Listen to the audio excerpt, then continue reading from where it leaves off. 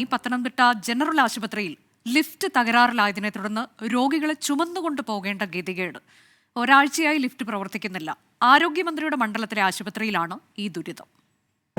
ഞങ്ങൾ എത്രയോ പ്രാവശ്യം ഈ 6 മണി HMC മീറ്റിംഗ് കൂടുന്നത്. ആ മീറ്റിങ്ങിനകത്തൊന്നും എല്ലാ മീറ്റിങ്ങിനകത്ത് ഇവർ പറയുന്നത് ഹോസ്പിറ്റലിൽ യാതൊരു വിധമായിട്ടുള്ള ബുദ്ധിമുട്ടുകളുമില്ല, ഈ രോഗികളെല്ലാം നല്ലതുപോലെ തന്നെ ഹോസ്പിറ്റലിൽ വന്നു, ഞങ്ങൾ അതുപോലെ അവരെ ട്രീറ്റ് ചെയ്യുന്നുണ്ടെന്നാണ്. ഇപ്പം തന്നെ നിങ്ങൾ കണ്ടു, ഇന്നലെ 6-7 പേരെ ചുമി ചേച്ചി, 7 പേരെ ചുമി.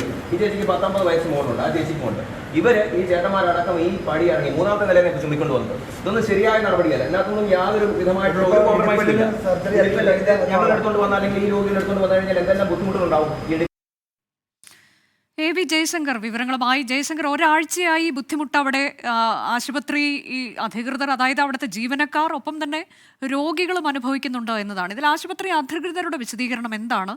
അവർ ഈ കാര്യത്തിൽ പറയുന്ന മറുപടി എന്താണ്? നമ്മൾ അവരുമായി ബന്ധപ്പെട്ടോ?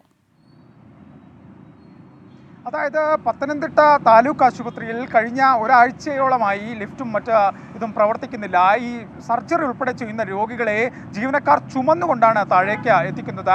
3 നിലകളോളമുള്ള ഒരു വലിയ ആശുപത്രിയാണ് പത്തനംതിട്ട താലൂക്ക് ആശുപത്രി.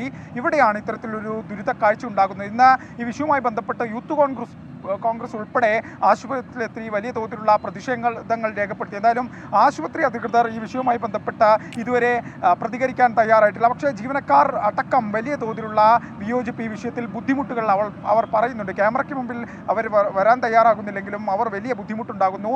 പല രോഗികളെയും അവർ ഇത്രയും 3 നിലയും മറ്റും എടുത്തുകൊണ്ടുപോയി താഴേക്ക് എത്തിക്കേണ്ട ഒരു സാഹചര്യത്തിലാണ്. ദയനീയ കാഴ്ചയാണ് ആശുപത്രിയിൽ നിന്ന് വരുന്നത്. ഈ ആശുപത്രിക്ക് വലിയൊരു പ്രത്യേകതയുണ്ട്. നമ്പർ 1 ആരോഗ്യ മാതൃക എന്ന് പറയുന്ന ആരോഗ്യമന്ത്രിയുടെ മണ്ഡലത്തിലെ താലൂക്ക് ആശുപത്രിയിലാണ് ഈ ദുരിത കാഴ്ച. മന്ത്രി ഈ വിഷയവുമായി ബന്ധപ്പെട്ട് ഇനി എന്തു പറയും? മന്ത്രി പ്രശ്നത്തിന് പരിഹാരം ഉണ്ടാക്കുമോ എന്നാണ് നമുക്ക് അറിയേണ്ടത്. എന്തായാലും യൂത്ത് കോൺഗ്രസ് ഉൾപ്പെടെ ഈ വിഷയത്തിൽ പ്രതിഷേധിക്കാൻ തന്നെയാണ് തീരുമാനിച്ചിരിക്കുന്നത് എന്നാണ് അറിയാൻ കഴിയുന്നത്. താലൂക്ക് ആശുപത്രിയിൽ നിന്നാണ് ഈ ദുരിത കാഴ്ച പുറത്തു വന്നത്.